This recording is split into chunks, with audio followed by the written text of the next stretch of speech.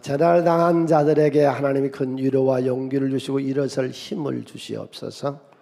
오늘 예배에 참석한 우리 모두에게 허약한 자가 강해지고 병든 자가 치료를 받으며 인생을 어떻게 살아야 될지 깨닫지 못한 자에게 깨달음을 주는 그런 하나님 복된 예배 시간 되게 하여 주시옵소서. 우리 함께 기도하겠습니다. 오늘도 하나님 말씀을 통해 내가 누구인지 알게 하시고 내가 무엇을 가졌는지 무엇을 할 수 있는지 알게 해 주시옵소서. 내 마음은 결정됐으니 변치 않게 하시고 내 입의 말은 반드시 변화되게 하여 주시옵소서. 나는 절대로 이전 같지 않으며 오늘 예배를 통해서 내 인생은 새로워집니다. 나를 통해 나라와 민족이, 가정들이, 사람들이 보게 될 것이며 나는 반드시 변화돼서 돌아갑니다. 아멘. 조금 애화는 되겠는데 우리가 보통 무당을 말할 때에 세 가지로 무당을 구분합니다. 학습 무당. 요즘은 그 학원이 있어가지고 학원에서 무당 공부를 한대요. 굿하는 거, 칼춤 추는 거, 북치는 거 그런 공부를 해서 무당을 하는 학습 무당, 배워서 하는 사람들. 그다음 우리 아버지가 박수, 우리 어머니가 무당. 그래서 세습 무당. 우리 부모가 무당이어서 나도 그냥 어려서부터 보고 배우고 늘 느끼고 했던 것들이 무당하는 일이라 보고 배우는 것이 그것밖에 아니어서 그렇게 하는 세순무. 집안 가문이 대를 잇는 것. 그 다음에 진짜 신이 임해서 강신, 신이 임한 무당으로 나눕니다. 우리 교인도 그렇습니다. 이제 예수에 대해서 압니다. 어느 종교를 비방하거나 제가 지금 말하고 있는 것이 누구를 약화시키거나 그런 얘기 아닙니다. 불교의 스님이 전국을 다니면서 그 상담하는 훌륭한 일을 하시더라고요. 근데 그분의 그 강의를 몇 번 들어봤더니 거의가 성경 얘기예요. 자기의 자는 머리 위에는 성경책 항상 있대요. 그래서 절간에서 성경을 늘 본대요. 거기서 보고 배울 것이 많아서. 그래도 예수는 안 믿습니다. 예수는 아는 것이죠. 성경을 보는 것이죠. 인도 간디도 그랬죠. 예수님의 산상수훈만큼만 가르침은 인류 역사상 없었다. 최고한 가르침이다. 그래도 예수는 안 믿었죠. 아는 것, 예수 아는 것. 그 다음 우리 부모가 예수 믿으니까 나도 예수 믿어. 아버지가 장로님이요, 어머니가 권사님이고. 그래서 그냥 대대로 그냥 믿어오는 거예요. 뭐가 뭔지 아무것도 모르고 그냥 다니기만 하는 거예요. 그리고 성령을 받아서 예수를 믿는 구원받은 영혼이 있습니다. 지금 여기 우리 가운데도 있습니다. 세 부류가. 목사님도 마찬가지입니다. 신학교 가서 공부를 해서 하나의 직업이지요. 예수를 알거나 믿는 건 아니에요. 설교도 잘해요. 제가 개척할 때 잘하는 학교 동창을 만나서 한 20년 만에. 그래서 멀지 않은 데서 목회하시는데 한 20년 동안 못 만났어요. 우연히 만나서 요즘 어떻게 하고 있냐고 그랬더니 교회를 이제 연세가 돼서 다른 분한테 넘기는데 미국에서 공부를 많이 한 목사님을 미국에서 모셔왔대요. 굉장히 사람도 젠틀하고 이제 미국에 있어서 시야도 좀 넓고 그래서 이제 줬는데 이 양반이 A범절이 없는 거예요. 문화가 달라가지고 막 해대는 거예요. 그러니까 외국 문화에 젖어 있다가 한국으로 오니까 이게 안 맞는 거예요. 그래서 교인이 거의 한 반이 떨어져 나가고 본인도 목회에 재미가 없어서 그냥 그만뒀어요. 설교도 하고 다 했어요. 그래서 그 다음에 이제 신문에다 광고를 해가지고 목사를 모집했는데 여러 사람을 면담한 중에 교회도 잘 지어져 있거든요. 불루맥돌로. 그런데 아주 핸섬하고 설교도 시원시원스럽게 하고 사람도 굉장히 시원스럽고 아주 그렇게 마스크가 좋고 굉장하더래요. 그래서 그분을 부목사님으로 다시 모셨대요. 그랬더니 운동권이요. 운동권. 주체사상.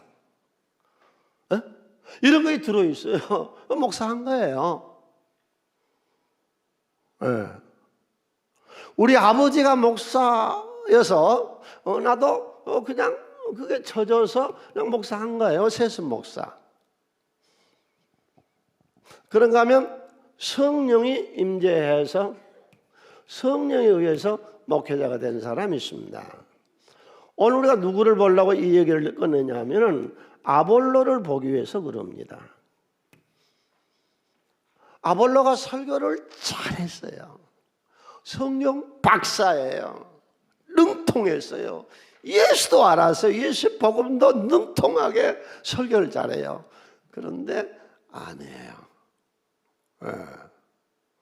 자, 먼저 아볼로에 대해서 보고 오늘 우리가 여기로 건너옵시다. 이걸 봐야 오늘 본문 이해가 되거든요. 아볼로는 어느 사람이냐? 이래 놓고서 우리가 이제 아볼로가 어떤 사람이다. 그 전에 먼저 지도를 한번 볼까요? 아볼로가 어떤 지역에서 지금 역사했냐면은 알렉산드리아라는 고대 도시예요. 이 도시를 누가 만들었냐면 알렉산더 대왕 아시죠? 알렉산더 대왕이 인류 역사상 최초로 동서양을 통합했던 큰 제국을 세웠던 분이지요. 페르시아, 인도까지 점령했던 사람이거든요.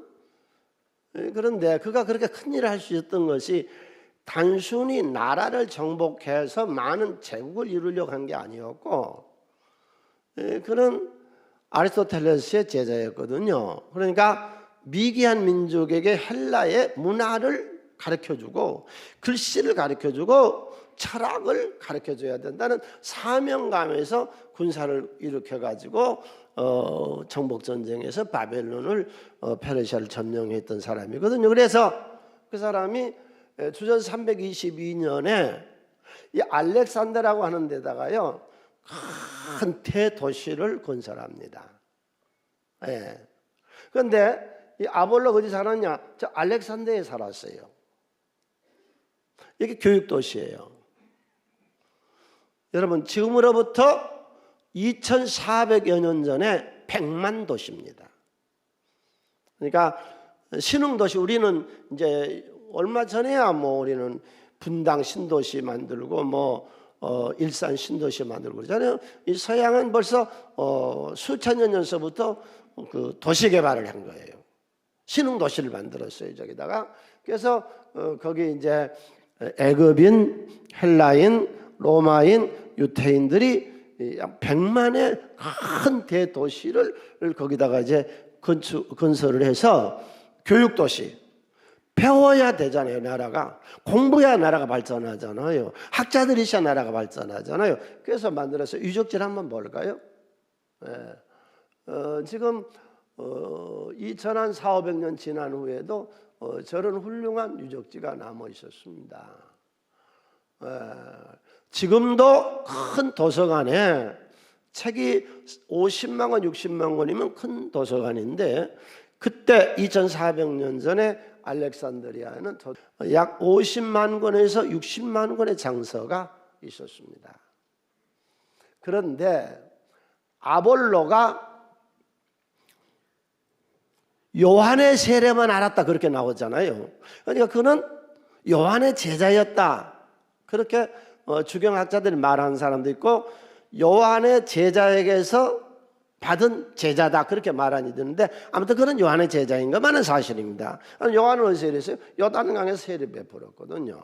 근데 지금 아볼로가 어디 있냐면 지금 에베소에 가서 목회하고 있습니다. 설교를 통해 아주 웅변가예요. 네. 자, 그래 놓고서 우리가 본문을 한번 볼까요? 알렉산드리아에서 난 아볼라라고 하는 유대인이 에베소에 이르니 이 사람은 웅변이 좋았어요. 사람을 막 울리기도 하고 웃기기도 하고 막 들어 올렸다가 내렸다는 아주 웅변술이 능한 사람이에요. 아주 그렇게 그 웅변을 잘하는 사람들이 있잖아요. 예, 아주 사람을 웃기고 그렇게 막 슬프게도 울게도 하고 그런 언변이 있었던 웅변가였고, 공부를 많이 했어요. 그 알렉산드리아가 공부하는 도시거든요. 그래서 이 사람은 언변이 성경에 능통한 자, 일찍이 주의 도를, 십자가의 도, 주의 도, 인생의 생명의 도, 내가 길이요 진리요 생명이라는 이 도에 관한 것을 자세히 말하면 가르치나 요한의 세례만 할 따릅니다. 그래서 그는 요한의 제자였다, 제자에 배웠다, 그러나 아무튼 요한의 제자인 것만은 사실입니다. 그 회당에서 담대히 말하기를 시작하는 브리스가와 아굴라가 듣고 데려다가 하나님 도를 정하게 풀어 이르더라. 아볼로가 아가야로 건너가고자 하므로 제자들이 그를 격려해서 이제 거기 보내는데, 이 사람이 나중에 고린도 교회 담임 목사님을 하시게 돼요. 그래서 나는 아볼로에게, 나는 베드로에게, 나는 게바에게, 나는 바울에게 세례받았다 그 말이 나오죠. 이 아볼로가 나중에는 이제 브리스가와 아굴라 부부에 의해서 성령을 받게 되고, 그리고 그가 이제 나중에는 복음을 제대로 전하게 됩니다. 물론 이 아볼로에 대해서 한 세 가지를 보겠습니다. 첫 번째가 그를 이해하기 위해서요, 우리가 성경을 이해하기 위해서요, 알렉산드리아 사람이었습니다. 알렉산드리아라고 하는 것은 주전 332년에 알렉산더 대왕이 건축했던 그런 도시고, 인구 100만이고 애굽, 로마, 헬라, 유대 민족의 다민족의 공동체가 있었고, 당시의 최고의 교육도 세계적인 도서관이었고 50만 내지 60만의 장사가 보관돼 있었습니다. 그때 유대인 학자들이 세계에 흩어져 있었던 디아스포라들이 여기로 다 몰렸던 거예요. 공부한 사람들은 다 알렉산드리아로 모여들기를 시작한 겁니다. 그래서 이 사람들이 그때 생각해 보세요. 주전 300년경이면 이스라엘 민족이 페르시아의 속국으로 되어 있었습니다. 나라의 주권이 없었어요. 바벨론에게 망했고, 바벨론이 페르시아에 망해서 세계사를 잠깐 우리가 열어봐요. 그러면 그 페르시아의 속국으로 있으니까 이미 성전도 깨져버렸고 성지도 뺏겨버렸습니다. 성전도 없고 성지도 없어요. 그래서 이 사람들이 모여서 우리가 성경을 만들자. 그래서 알렉산드리아에서 최초로 기독교의 성경이 만들어집니다. 70인역이라 그래요. 예. 주전 250년경에 저들이 알렉산드리아에서 70인의 유대인 학자들이 모여서 최초로 구약 성경 39권을 만들고, 그리고 성경 봄이에요. 거기 외경을 15권을 집어넣는데, 그렇게 성경을 만들고, 성경의 범위는 어떻게 만들었느냐? 성경의 범위는 사분법을 썼습니다. 그러니까 오늘 우리가 보는 대로 모세오경, 역사서, 시가서, 예언서 이렇게 사분법을 썼거든요. 그리고 나중에 알렉산드리아 캐논이 지나고 다시 헬라어가 반포되고 그러면서 15권의 이 외경을 버려요. 그 얌니아, 그걸 우리가 흔히 말하는 대로 팔레스틴 캐논이라 그럽니다. 이 알렉산드리아 캐논은 39권에서 15권을 신약은 아직 안 나왔어요. 그래서 이제 얌니아에 모여서 그때 학자들이 15권의 외경은 배격시키고 39권만 정경으로 받아들여요. 그래서 캐토릭과 우리가 성경이 다른 게 그거예요. 캐토릭은 외경을 받아들이고 있거든요. 그러니까 루터가 종교개혁을 일으키면서요, 이 두 가지의 좋은 점을 이렇게 가져왔거든요. 알렉산드리아 캐논에서 AC라고 하는데, AC에서는 구조, 성경의 구조를 가져왔어요. 그러니까 오늘 우리가 구약 성경을 그렇게 분류하잖아요. 모세 오경, 역사서, 시가서, 애언서. 그리고 성경의 구조는 그렇게 가져왔고, 성경의 그 범위는 얌야회의에서 있었던 39권만 채택하는 이걸 받아들인 거예요. 그래서 오늘날 우리가 지금 39권의 성경을 가지고 있고, 신약은 나중에 훨씬 후에 칼타코 회의에서, 역사가 얘기가 긴데 이건 오늘 중요한 얘기 아니어서 그냥 정리하고 넘어가겠습니다. 여기서 27권을 신약 성경으로 채택을 하게 돼요. 그래서 오늘 우리가 보는 구약 39과 신약 27권의 성경이 채택되어진 겁니다. 네.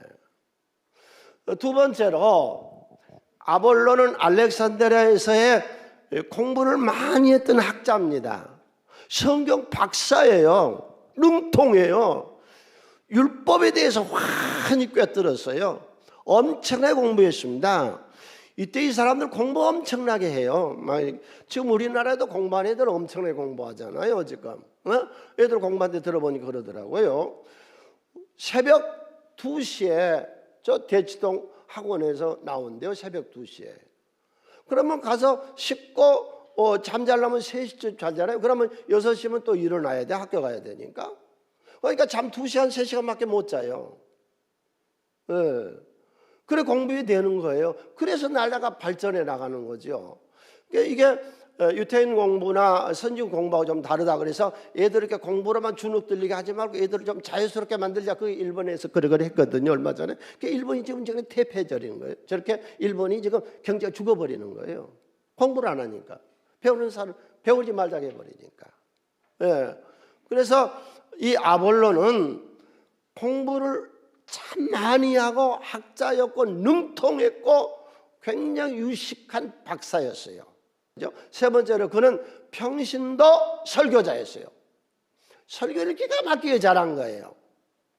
예. 자, 이 과정을 아볼로가 에베소에서 설교를 아주 기가 막히게 잘해서 사람을 울리기도 하고 웃기기도 하고 들었다 놨다도 하고 굉장한 설교를 해대고 있을 때에 성경 배경을 알아야 우리가 여기로 들어오거든요.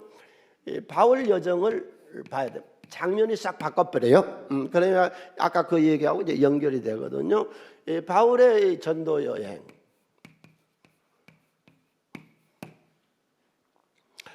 바울은 이제 저 고린도에서부터 시작합시다. 쭉 올라가는 거 그만두고 고린도에서 아굴라 부부를 만나잖아요. 브리스길라, 아내 이름이 브리스길라, 남편 이름이 아굴라. 그 부부를 만나서 그들을 데리고 나서요. 그들은 이 바울을 위해서 먹이를 내놓고, 우리는 그 교회 같으면 부목사죠. 그래서 전적으로 바울을 도와요. 이 두 부부가. 그래서 그들을 데리고서 에베소로 들립니다. 그때 에베소는 이미 복음이 들어가 있었고, 바울이 들어가기 전에 이미 설교를 아볼로가 하고 있었어요. 그래서 이 두 부부를 에베소에다가 두고 이제 바울은 가이사랴에서 예루살렘 교회를 돌아보고는 이제 모교로 들어가거든요. 그래서 이제 두 부부가 에베소로 들어갑니다. 가서 설교를 이렇게 들어보니까 기가 막히게 설교는 잘하는데 핵심이 빠져 있는 거예요. 그래서 그를 불러다가 이제 가르치는 그런 내용이거든요. 예, 여기서 우리가 먼저 알 게 있습니다. 지도 그대로 두세요.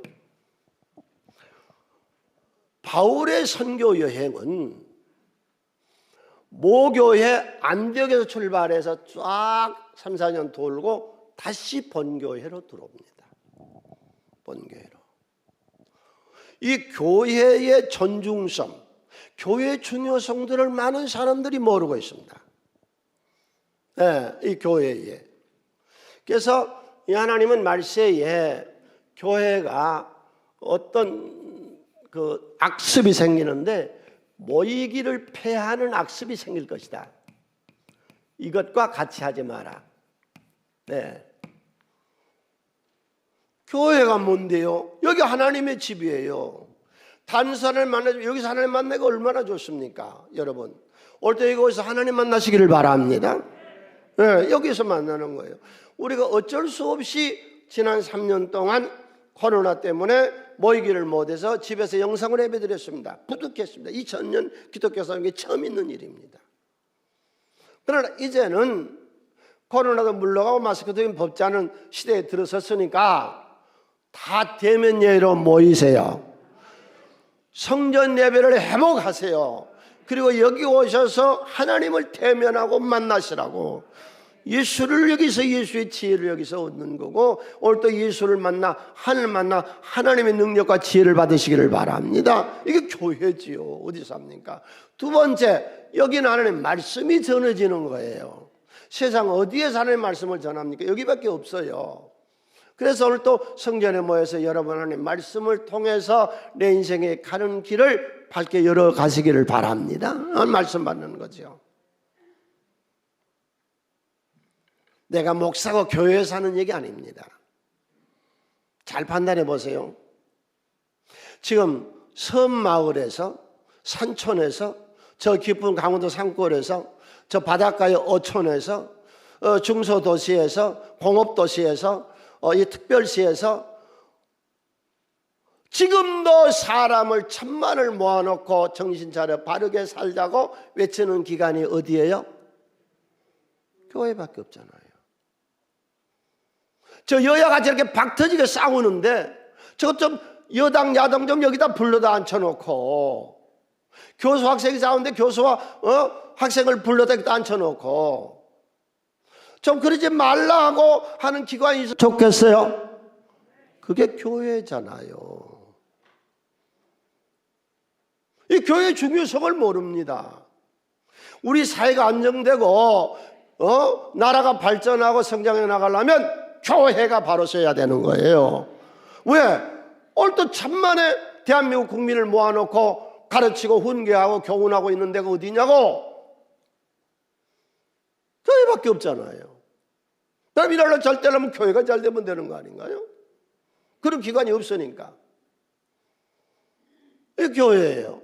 그런데 모이기를 폐하는 어떤 악습하고도 같이 하지 말라. 기독교는 2000년 동안 수없는 비난과 박해와 조롱과 그런 걸 받고 왔습니다. 그러면서 성장했습니다. 계속.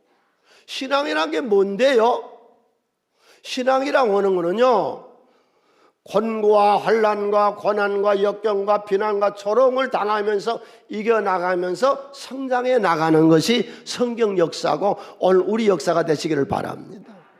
내 어떤 역경과 환난 공부와 삶에서 그걸 이겨나가고 신앙의 힘으로 주일마다 오셔서 새 힘을 얻어서 이겨나가고 인생을 더 나은 미래를 만들어 나가는 것이 신앙이죠. 믿습니까? 지금 내가 당하는 어떤 역경과 환난도 이겨나가서 더 맑은 미래를 만들어내고자 하는 것이 신앙이잖아요. 그게 교회잖아요. 네.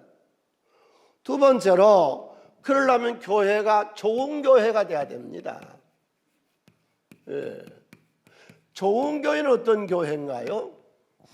내가 이 설교를 준비하면서 우리 교회를 한번 생각해 봤어요. 우리 교회는 무엇이 좋은가? 그때 한 5가지가 좋더라고. 첫 번째, 우리 교회는 좋은 거예요. 다 열정이 있어요. 사람들이 뜨거운 열정이 있어요. 뭔 일하자 그러면 막 와, 바자하자 그러면 막 전체가 다 일어나요. 그러죠? 네. 새벽기도 우리 정상적으로 해 나가잖아요. 주일날도 와서 우리가 열정을 받는 거예요. 성령의 불 받는 교회예요. 우리 교회는 성령의 불이 꺼지지 않는 교회예요. 할렐루야. 열정이 있다고. 우리는 신년성에도 있죠. 월삭예배도 있죠. 산상성에도 있죠. 전도청동을 하자면 교인 전체가 일어나죠. 뭔 일 하자면 전체가 다 열정 있는 교회예요. 두 번째로 우리 교회는 자부심 있는 교회입니다. 코너를 통해서 우리는 비로소 알았잖아요. 42년 전에 하나님 우리 교회를 세우면서 평신도 목회를 세웠거든요. 그런데 코로나를 지나면서 보니까 해답은 평시도 목회였잖아요. 교회가 다 문 닫혔는데 누가 목회할 거예요? 평시도 목회하는 거지. 내 집에 있는 교회에서 아버지가 욥이나 아브라함이나 노아처럼 가정제사장, 집에 있는 교회 위에 사는 세상을 만들자는 거 아니에요. 그래서 자부심이 있잖아요. 나 42년 이 재단에서 섬겼습니다. 내가 돈을 교회 돈을 내가 훔쳐갔다 썼다면 내가 여기 있겠어요? 못 있어요. 하나님이 보내버려요. 쳐버려요. 그리고 내가 기도하다가 양심의 가책이 돼서 스스로 못 있고 사임하고 나가요. 우리 교회 깨끗한 교회입니다. 세 번째로 우리 교회는 남을 유익하게 하는 교회입니다. 수많은 사람을 지금까지 도왔습니다. 네, 지난해도 미자리 교회 50개 도왔는데 올해도 또 도울 거예요. 우리 바자를 통해서요, 우리 학생들 이번에 다 학비들 이렇게 보조했는데 또 할 거예요. 뭐 기분 나쁘면 뭐 하면 더 좋지. 바자해서 애들 공부하는 데도 좀 도와주고, 미자리 교회도 도와주고, 선교도 좀 하고, 어려운 사람들도 도와주고, 얼마나 좋습니까? 우리는 오 운동을 통해서 한없이 주는 교회잖아. 낳고 결혼하고 죽고 없고 이사하고 다 돕잖아요. 네 번째, 우리 교회 좋은 거가 익명이에요. 누가 무슨 일해도 다 자기 이름 숨겨요. 명예욕이 없어요. 명예욕이 없는 교회예요. 정말로 좋은 다섯 번째가 요일별 기도가 있는 교회입니다. 나는 전 세계 사람들이 다 이거 했으면 좋겠고 우리 한국 국민이 다 했으면 좋겠어요. 예, 여러분 요일별 습관을 체질화시키시기를 바랍니다. 그리고 요일별 인생을 사세요. 월요일 날은 조금 수정해야 될 것이 있어요. 하나님이 보호하사 우리나라 만세. 월요일 날은 한 우리나라를 도와주세요. 성전을 위한 교회, 유일신 하나님 믿는 그것이 월요일 날 하는 우리 체질이고 기도고 생각이요. 화요일 나라와 민족 무엇이 나쁜데요? 나라 민족이 잘 돼야 되잖아요. 수요일 날은 안 믿는 사람, 지옥 갈 사람, 여러분 천국에 있음을 믿습니까? 성령이 우리에게 보증했잖아요. 천당과 지옥이 있다고. 이 세상 어떻게 살든지 잘 살면 못 살면 천당 가야지요. 지옥 불구덩이 속에 들어가면 뭐 어떻게 할 건데 너 다 죽어. 그때 네가 후회해봤자 시간 지나면 안 돼. 화요일 날은 우리가 수요일 날은 천국 나라 민족의 복음만 안 믿는 사람 전도. 목요일 날은 우리 조직을 위해서, 금요일 날은 약간 바꿔야 돼요. 세계 평화, 세계 선교를 위해서. 토요일 날은 내 식구, 다른 사람이 내 식구, 내 가정, 오늘 주일 목사님 설교를 위해서. 오늘은 뭐요? 아까 기도했죠. 오늘은 뭐한 날이요? 내가 누구인지, 나는 무엇을 가지고 있는지, 무엇을 할 수 있는지. 나를 모르니까 그렇게 시건망 떨고 그렇게 교만하고, 나를 모르니까 아무 때나 투자했다가 망해버리고, 나를 모르니까 이런 명품은 사야 되는지 안 사야 되는지 모르고 그냥 막 긁어대버리니까 빚쟁이가 돼버리고. 나를 발견해야지 오늘은. 아멘. 뭐가 나쁜데? 뭐가? 여러분 이 요일별 인생을 사시기를 바랍니다. 그래서 오늘은 와서 나 자신을 되돌아보는 거예요. 우리 집안을 보는 거예요. 내 학력을 보는 거예요. 내 삶을 보는 거예요. 내 인생을 보는 거예요. 내가 무엇을 할 수 있는가를 보는 거예요. 하나님의 능력 안에 할 수 있다 하시니는 나의 능력 주 하나님 어신 말라시고 물결 위를 걸라 할 수 있습니다. 무슨 소리야? 우리 하나님이 살아계시는데, 예? 그까지 역경 딛고 일어섭시다. 하나님을 또 우리를 도와주실 줄로 믿습니다. 이 요일별 인생을 사는 것이죠. 이게 얼마나 좋습니까? 우리 교회는 이런 요일별 악한 교회, 고린도후서 12장 20절에 있는 악한 교회의 8가지 표적이 나오는데, 거기서 대표적인 것만 얘기합시다. 우리 시기하지 맙시다. 우리 교국에서 있는 일할 때 시기하지 말아요. 성가대에서 서로 시기하지 말아요. 우리 앙상블에 절대로 시기하지 마. 누가 잘되면 박수 쳐주세요. 그건 세상적인 시기심이 이 교회 들어오면 안 돼요. 분노하지 말아요. 우시아가 환에다가 문둥이 되고 모세가 환에다가 적 갖고는 가난의 삶을 못 살잖아요. 하나님 그러잖아요. 내가 분노한 너에게, 불평한 너에게 내가 이렇게 행해야 비로소 하나님이 살아계셨다는 걸 네가 알게 되리라. 하나님께 얻어 터져서 알게 되리라가 아니라 오늘 또 우리의 삶이 분노하지 아니한 그런 삶을 사시기를 바랍니다. 비방하지 말아요. 험담 말하지 말아요. 뒷담화 까지 말아요. 교회에서. 그러면 좋은 교회가 되는 것이죠. 그 다음에 브리스가와 아굴라 부부가 천막 짓는, 요즘으로 말하면 그냥 천민이잖아요. 그러면 아볼로는 뭔데요? 저처럼 교회에서 이렇게 설교하는 설교가요. 공부를 많이 했던 학자요. 사회적으로 멀뚱한 거예요. 그런데 두 부부가 불러다가 오래, 목사 오래. 왜요? 집사님 두 분이 남태 오래. 그래 갔더니 너 똑바로 해. 그거 지금 틀린 거예요. 성령 받아야 돼. 그러니까 깜짝 놀라고 아볼로가 성령을 받아들이잖아요. 우리 인생은 배워야 되는 거예요.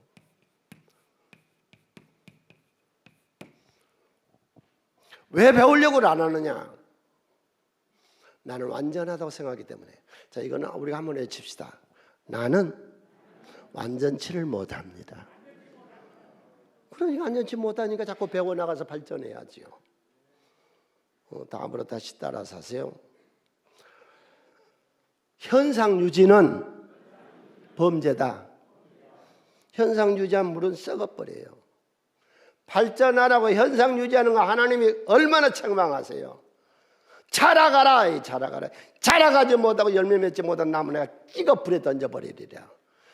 가만히 그냥 그 자리에 가만히 있은 것은 범죄요. 예수 믿고 작년 올해 다르고 올해하고 내년이 다르고 지난달하고 이달 다르고 이달하고 다음 달 다르고 어제하고 오늘이 다르고 오늘 내일이 다르고 점점 발전 나가시기를 바랍니다.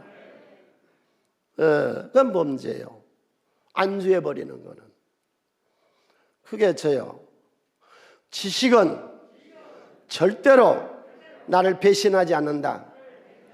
아멘. 배우면 나를 배신하지 않습니다. 예. 크게 한번 해봅시다. 내 운명을 개조하고 싶거든. 배워라. 운명의 개조가 안 되는 거예요. 배우지 않으면.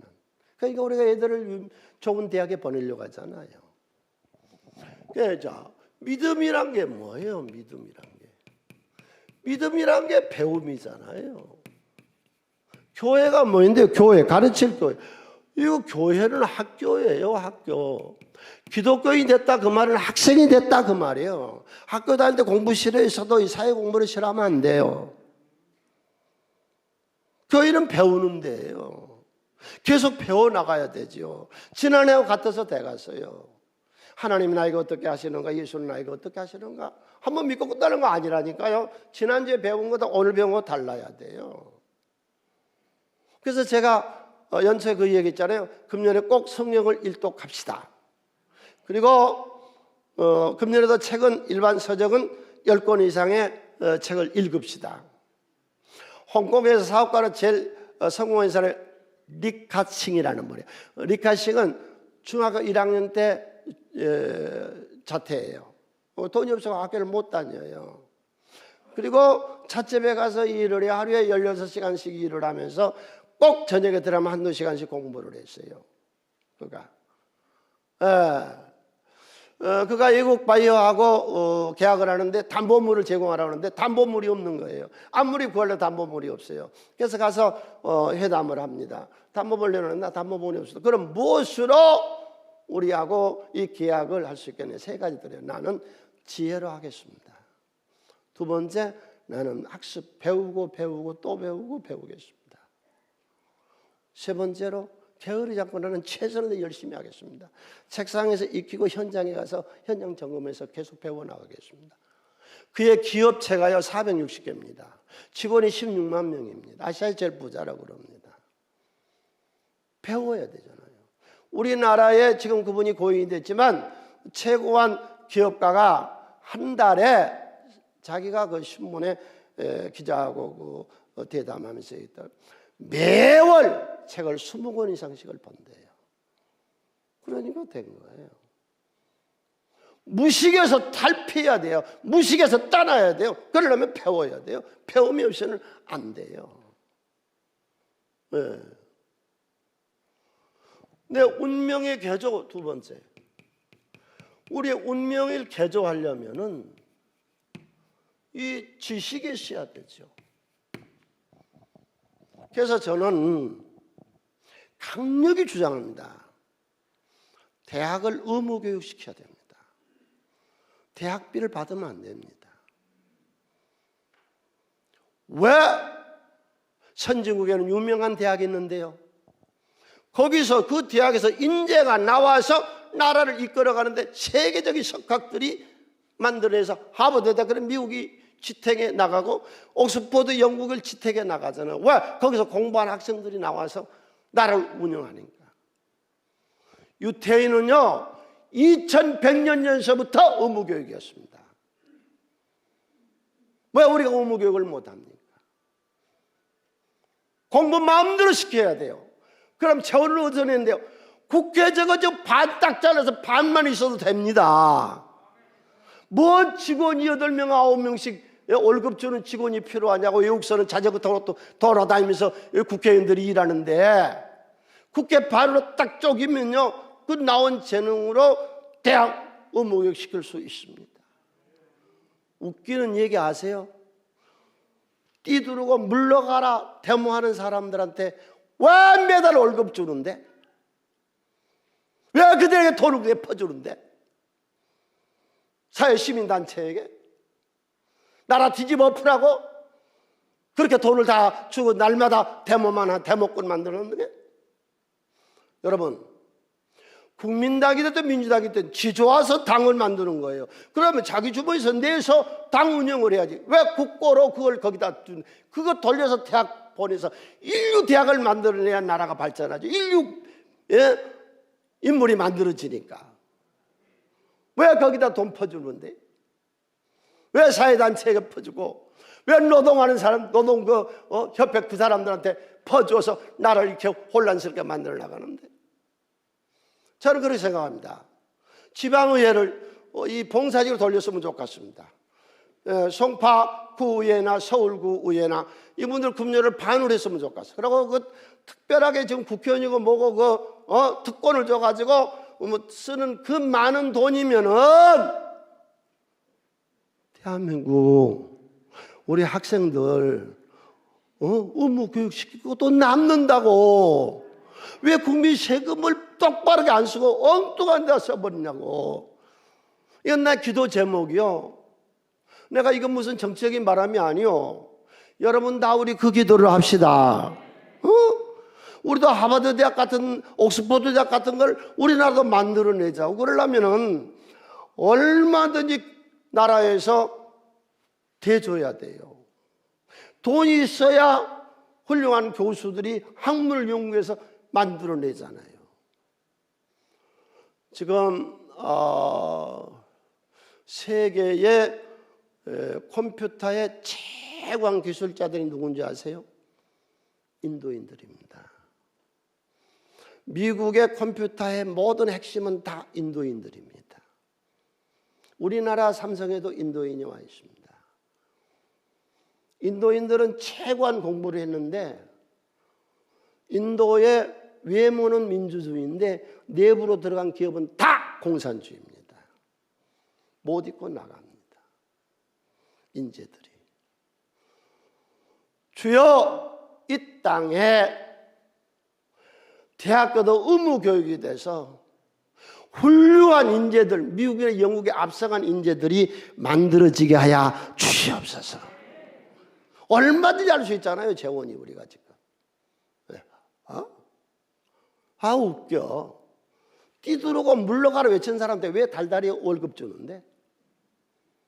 왜? 시민단체인데 왜 국가에서 다 돈 다 대주는데? 그 대학으로 돌리면 안 되나? 국회는 뭐 때문에 저렇게 많은 인원이 필요한데? 거기 나가 퍼붓는 돈이 얼마나 많은데? 주여, 이 나라가 바로 오게 주시옵소서. 우리 기도하면 하나님 이루어 주실 줄로 믿습니다. 그래서 배워야 될 나라가 지식이 있어야 돼요. 그래 알렉산드리아 교육도시를 만드는 거예요. 세계적인 유명한 나라들은 왜 유명해요? 대학이 있잖아요. 그래서 배우고 나면 인재가 있잖아요. 왜? 세 번째로는요, 이 배움. 오늘 또 교회에서 무엇을 배울까요? 믿음을 배우고 지식을 배우고 베푸는 걸 배우세요. 남한테 주는 거. 그래서 그걸 배우세요. 우리가 이미 다 아는 얘기지만 재론하겠습니다.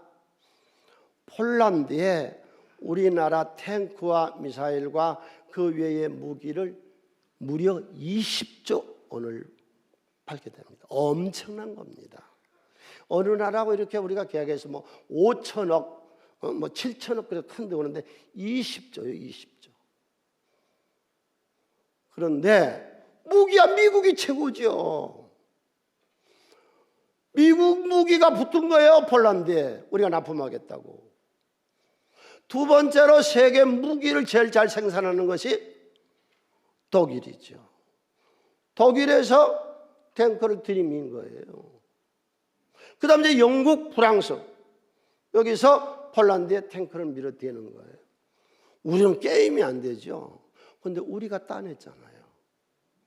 우리는 그네들하고 달라요. 미국이나 독일이나 영국이나 프랑스는 탱크 팔아먹고 끝나는 거예요. 우리는 안 해요. 우리는 베푸는 거예요.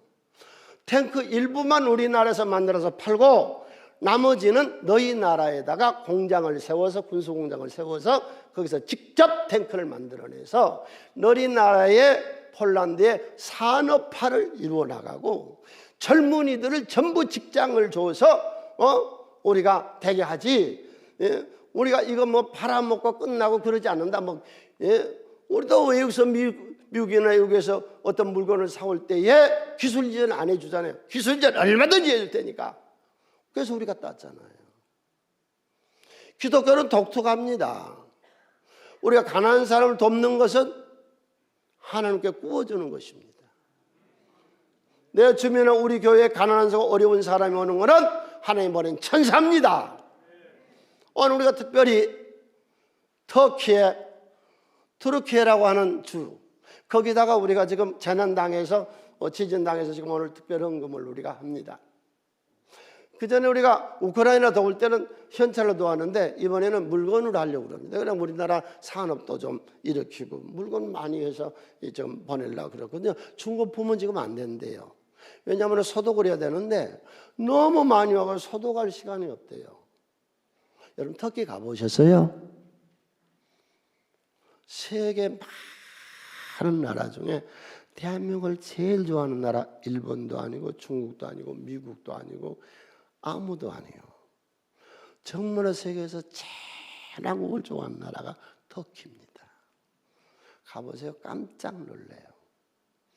우리나라 대한민국이 아니에요. 형제 나라라 그래요. 터키에서는. 우리는 몰랐어요. 6.25 때 와서 우리를 도와서 피를 흘렸어요. 계속 그걸 기념하고 터키인들은 한국 사람을 그렇게 사랑해요. 그 나라가 재난당했어요. 우리나라 지금 엄청나게 돕고 있잖아요. 안 믿는 사람도. 오늘 우리가 엄청나게 도울 거예요. 예. 주는 자가 받는 자보다 복이 될 줄로 믿습니다. 그래서 우리가 오늘 또 무엇을 배우느냐? 믿음을 배우고 세상 살아가는 지식을 배우고 교회에서 베푸는 걸 배우는 것이죠. 예. 그래서 이제 아볼로가 배웠잖아요. 부리스가 아울러에게. 아볼로가 이제 신앙이 성장하게 되는 거죠. 신앙의 성장 단계. 여기서 굉장히 중요한 얘기를 오늘 우리가 배우게 되거든요. 일반적으로 우리가 생각할 때에 예수를 믿고 얼마 지났든지 혹은 어떤 계기가 됐든지 기도를 해서 성령을 받는다. 이건 전혀 틀린 사상입니다. 성경하고는 전혀 맞지 않습니다. 자, 한번 볼까요? 사도행전 19장 2절 6절에 이르되 너희가 믿을 때에 무엇을? 잘 들어봐요. 믿을 때에 뭘 받았느냐? 그러니까 믿음과 성령은 동시에 오는 겁니다. 땅을 따라오는 거 아닙니다. 동시에 오는 겁니다. 그러니까 아볼로가 성령을 체험하지 아니할 때는 믿는 것이 아니었습니다. 스님의 믿음하고 같고 인도의 간디가 믿었던 것하고 같아요. 예수는 안 믿었어요. 간디도 예수의 산상수훈은 최고로 알았어요. 그거예요. 예. 그러니까 우리가 믿을 때 뭘 임한다고요? 성령이 쑥 임한 거예요. 따로 임한 거 아니에요. 그냥 믿을 때 성령이 쑥 들어버리는 거예요. 신내리버리게 내려버리는 거예요. 우리는 성령이 계신 듣지 못하였노라. 바울이 이르되 그러면 너희가 무슨 세례를 받았느냐? 대도 요한의 세례니라. 바울이 이르되 요한의 회개의 세례를 베풀 백성의 말은 내 뒤에 오신 이를 믿으라 했으니, 그러니까 이 아볼로는 세례 요한의 제자였어요. 이는 곧 예수라 하거늘 그들이 듣고 주 예수의 이름으로 세례를 받으니 바울이 그들에게 안수하며 성령이 그들에게 임함으로 방언하고 예언도 하더라. 봐요. 사도행전 2장 38절 베드로가 이르되 너희가 회개하여 각각 예수 그리스도의 이름으로 세례를 받고 제사를 받아 그리하면 성령을 선물로 받는다. 이제 아볼로 설교가 아까 바뀌어졌죠. 예수는 그리스도다. 그게 핵심이거든요. 그도 이제 성령 받고 바꿔진 거예요. 예수가 그리스도라고 이제 제대로 믿는 거예요. 그럼 언제 나에게 성령이 쑥 들어왔느냐? 내가 지금 가르쳐 드릴게요. 당신한테 언제 성령이 쑥 들어왔는가? 고린도서 12장 3절 그럼 내가 너에게 아니노니 하나님의 영으로 말하는 자는 누구든 예수를 저주할 자라 하지 아니하고 또 성령으로 아니하고는 누구든 예수를 주시할 수 없다. 여러분이 예수를 믿자마자 누가 왔어요? 성령이 오셨어요. 따로 받는 거 아니에요.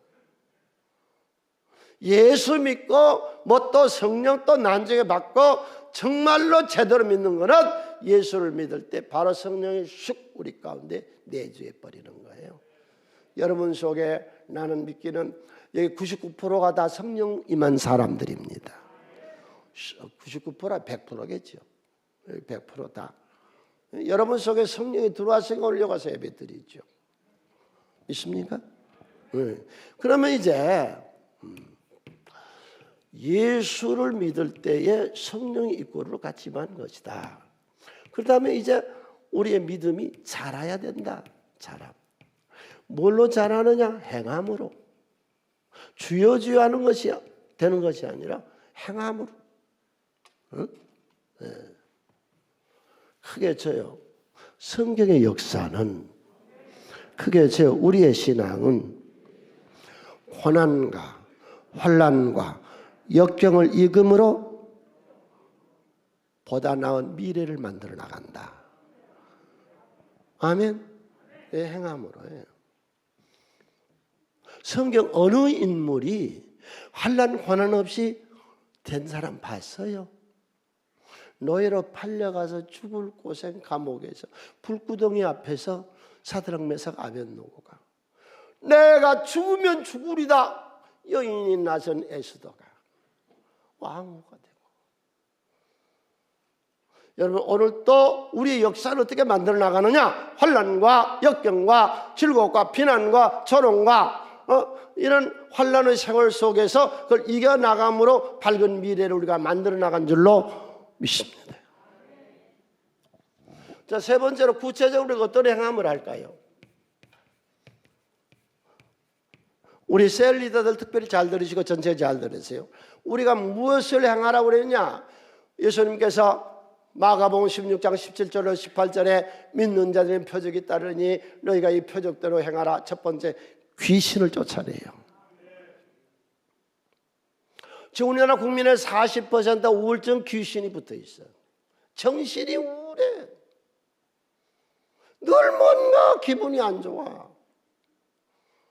자신감이 없어. 열등감, 좌절감. 이런 귀신을 쫓아냅시다. 정신 속에서. 두 번째로 새 방언을 말하며 방언 기도하세요. 새벽에 나와서 기도. 크게 기도하고 싶으신 분들은 저 지하로 내려가세요. 우리 교회는 다 돼 있어요. 거기 개인 기도국이 있거든요. 거기 가서 그냥 하늘이 무너져라고 외쳐요. 아무도 말 안 할 테니까. 여기서는 하지 말아요. 여러 사람들이 기도하는데 당신 기도 때문에 다른 사람 기도를 못 하거든. 시끄럽게 하고 싶거든 내려가세요. 시끄러운 자리 만들어 놨으니까. 방언으로 기도하세요.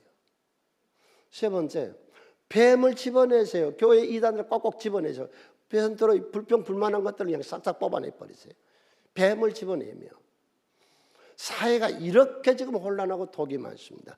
우리는 오늘 또 믿음으로 세상의 유혹에 넘어가지 않습니다. 무슨 독을 맞아 해를 받지 아니하며 병든 자에게 손을 얹은 적 나으리라.